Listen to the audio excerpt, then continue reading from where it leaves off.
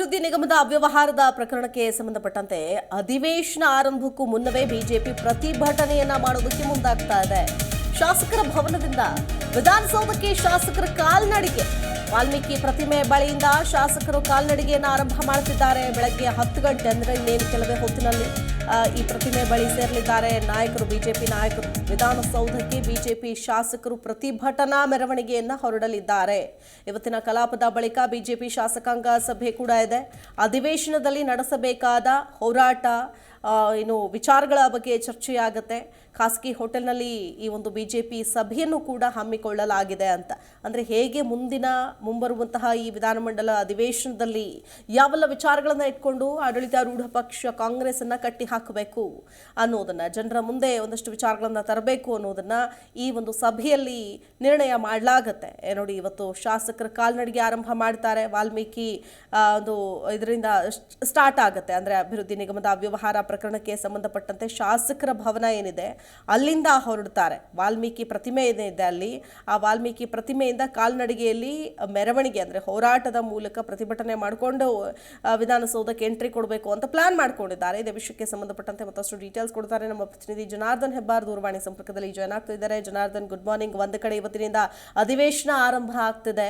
ಸರ್ಕಾರವನ್ನ ಕಟ್ಟಿ ಹಾಕೋದಕ್ಕೆ ಎಲ್ಲ ರಣತಂತ್ರವನ್ನ ಪ್ರತಿಪಕ್ಷಗಳು ಸದ್ಯಕ್ಕೆ ಮಾಡಿಕೊಂಡಿದೆ. ಅದರಲ್ಲೂ ಮೇಜರ್ ಆಗಿ ವಾಲ್ಮೀಕಿ ಅಭಿವೃದ್ಧಿ ನಿಗಮದಲ್ಲಿ ಆದ ಹಗರಣ ಆಗಿರ್ಬೋದು, ಮತ್ತೊಂದು ಕಡೆ ಮೂಡ ಹಗರಣ ಆಗಿರ್ಬೋದು. ಸೊ ಯಾವೆಲ್ಲ ಸಿದ್ಧತೆಯನ್ನ ಮಾಡಿಕೊಳ್ಳಲಾಗಿದೆ, ಜೊತೆಗೆ ಆಮೇಲೆ ಮೀಟಿಂಗ್ ಬೇರೆ ಕರೆದಿದ್ದಾರೆ, ಇದರ ಡೀಟೇಲ್ಸ್ ಕೂಡ ನೋಡೋದಾದ್ರೆ. Very good. ಅಂದ್ರೆ ಇವತ್ತು ಅಧಿವೇಶನ ಆರಂಭ ಆಗೋದಕ್ಕಿಂತ ಮುಂಚಿತವಾಗಿನೇ ಸರ್ಕಾರಕ್ಕೆ ಬಿಸಿ ಮುಟ್ಟಿಸಬೇಕು ಅನ್ನೋ ಕಾರಣಕ್ಕಾಗಿ ವಾಲ್ಮೀಕಿ ಪ್ರತಿಮೆಗೆ ಮಾಲಾರ್ಪಣೆ ಮಾಡಿ ಅಲ್ಲಿಂದ ಪ್ರತಿಭಟನಾ ಮೆರವಣಿಗೆಯನ್ನ ಮಾಡ್ಲಿಕ್ಕೆ ಮುಂದಾಗಿದ್ದಾರೆ ಬಿಜೆಪಿ ಅವರು. ಕಾರಣ ಏನಂತಂದ್ರೆ, ಇಷ್ಟು ದಿನ ಇವರು ಎಲ್ಲೇ ಪ್ರತಿಭಟನೆ ಮಾಡ್ಲಿಕ್ಕೆ ಹೋದ್ರು, ಏನೇ ಮಾಡಿದ್ರು ಕೂಡ ಆರಂಭದಲ್ಲಿ ಅದನ್ನ ಮೊಟಕುಗೊಳಿಸುವಂತ ಪ್ರಯತ್ನವನ್ನ ಸರ್ಕಾರ ಮಾಡ್ತಿದೆ ಅನ್ನೋ ಆರೋಪ ಬಿಜೆಪಿಯದ್ದು. ತಕ್ಷಣ ಅರೆಸ್ಟ್ ಮಾಡ್ತಿದ್ರು ಅಂತ ಹೇಳಿ. ಹಾಗಾಗಿ ಇವತ್ತು ಅಲ್ಲಿ ಮಾಲಾರ್ಪಣೆ ಮಾಡಿ ಅಲ್ಲಿಂದ ಪ್ರತಿಭಟನಾ ಮೆರವಣಿಗೆ ಮೂಲಕ ಬಂದ್ರೆ ಅರೆಸ್ಟ್ ಮಾಡ್ಲಿಕ್ಕೆ ಸಾಧ್ಯ ಇಲ್ಲ. ಅಧಿವೇಶನಕ್ಕೆ ಅವರೆಲ್ಲರೂ ಕೂಡ ಬರ್ತಾರೆ. ಹೀಗಾಗಿ ಅದು ವಿಧಾನಸೌಧವರೆಗೆ ಅವರು ಪಾದಯಾತ್ರೆಯಲ್ಲಿ ಬರ್ತಾರೆ.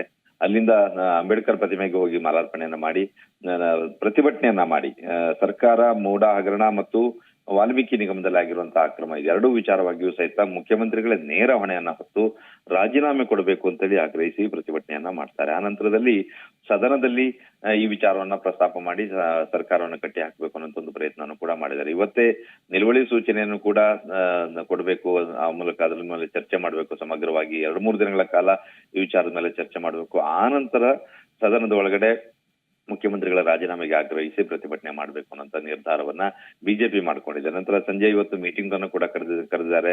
ಶಾಸಕಾಂಗ ಸಭೆಯನ್ನ ಕರೆದು ಅಲ್ಲಿ ಚರ್ಚೆಯನ್ನ ಮಾಡಿ ಯಾವ ರೀತಿ ಮುಂದಿನ ಹೋರಾಟಗಳನ್ನ ರೂಪಿಸ್ಕೊಳ್ಬೇಕು ಅನ್ನೋ ಒಂದು ಪ್ಲಾನ್ ಅನ್ನು ಕೂಡ ಮಾಡ್ಕೊಂಡಿದ್ದಾರೆ. ಆದ್ರೆ ಇವತ್ತು ಬೆಳಿಗ್ಗೆ ಮಾತ್ರ ಸರ್ಕಾರದ ವಿರುದ್ಧ ಬಿಜೆಪಿ ಹಂಗಾಮ ಮಾಡಬೇಕು, ಪ್ರತಿಭಟನೆ ಮಾಡಿ ಸರ್ಕಾರಕ್ಕೆ ಎಚ್ಚರಿಕೆಯನ್ನ ಕೊಡಬೇಕು, ಬಿಸಿ ಮುಟ್ಟಿಸಬೇಕು ಅನ್ನೋ ಒಂದು ಪ್ಲಾನ್ ಅನ್ನ ಮಾಡ್ಕೊಂಡಿದ್ದಾರೆ. 10 ಗಂಟೆ ಅಷ್ಟೊತ್ತಿಗೆ ಪ್ರತಿಭಟನೆ ಮೆರವಣಿಗೆ ಆರಂಭ ಆಗತ್ತೆ. ಶಿಲ್ಪಾ. ಜನಾರ್ದನ್, ಡೀಟೇಲ್ಸ್ಗಾಗಿ.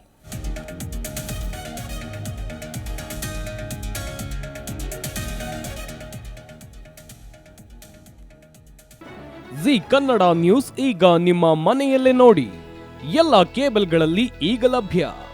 ಸನ್ Direct 292, Jio TV 1334, U digital 162, city cable 51, GTPL 17, Abhishek cables 821, Rockline telecommunication 51, Shri Basaveshwara number 60, Vinayaka digital number 53, in digital number 896ರಲ್ಲಿ.